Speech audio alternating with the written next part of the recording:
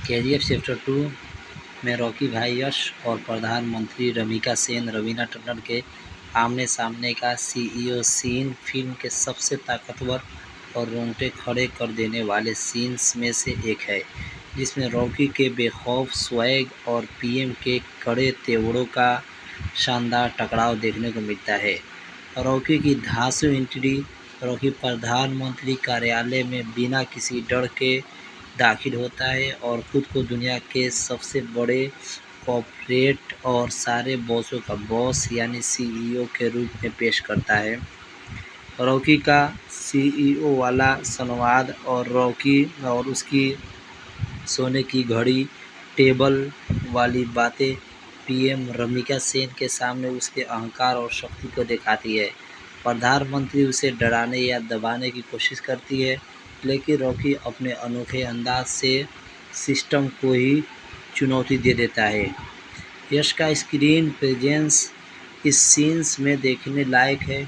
उनका body language और रवैया दर्शकों के बीच सीटी बजाने पर मजबूर कर देता है।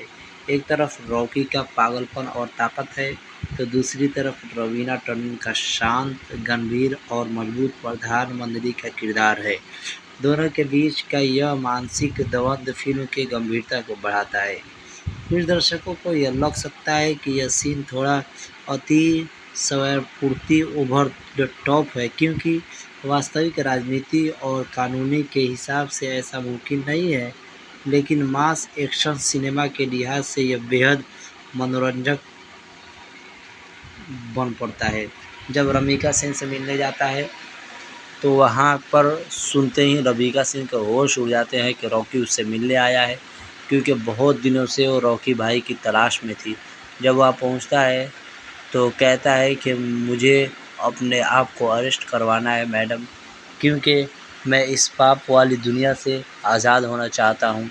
जब वो फाइल रमिका सेन को देता है, पीएम को देता है, तो वहाँ पे खड़े सारे लोग कहते हैं कि वो फाइल मत लीजिए, क्योंकि सबका घूस सब लोग रॉकी भाई से घूस खाते हैं, क्योंकि सब लोग उसका काम करते हैं। रवीना टंडन कहती है कि तुम एक बहुत बड़े बिजनेसमैन भी हो, इसलिए होशियार हो, लेकिन एक दिन तो चुकोगे। वो कहता है कि आपके लिए चारों तरफ का लिमिट, चारों तरफ का रूल्स रेगुलेशन देखना पड़ेगा एक क्रिमिनल को मारने के लिए। अगर किसी मुझे मारना है तो एक क्रिमिनल की तरह सोचना पड़ेगा, तो 2 मिनट में मैं शूट हो जाऊंगा। फिर उसके बाद रवीना टंडन कहती है कि दिया बुझने से पहले बहुत फड़फड़ाता है, तुम्हारा तो अंत होगा। फिर रॉकी भाई का डायलॉग फेमस होता है यहाँ पर। वो कहता है कि मैंने हमेशा जंग टालने की कोशिश की है, लेकिन अगर जंग हुई तो जीतूंगा मैं ही। फिर उसके बाद रॉकी भाई वहाँ से चले जाते हैं। तो रवीना टंडन कहती है कि हाँ, ही इज़ राइट, दुश्मन हमेशा, क्रिमिनल हमेशा आगे की सोचते हैं। तो दोस्तों, अब बताएं आपको मेरी वीडियो कैसी लगी। अगर मेरे चैनल पर नए हैं तो मेरे वीडियो को लाइक कर दें, मेरे चैनल सब्सक्राइब कर दें, ताकि हर आने वाली वीडियो आप तक सबसे पहले पहुंचती रहे। तो मिलते हैं नेक्स्ट वीडियो में।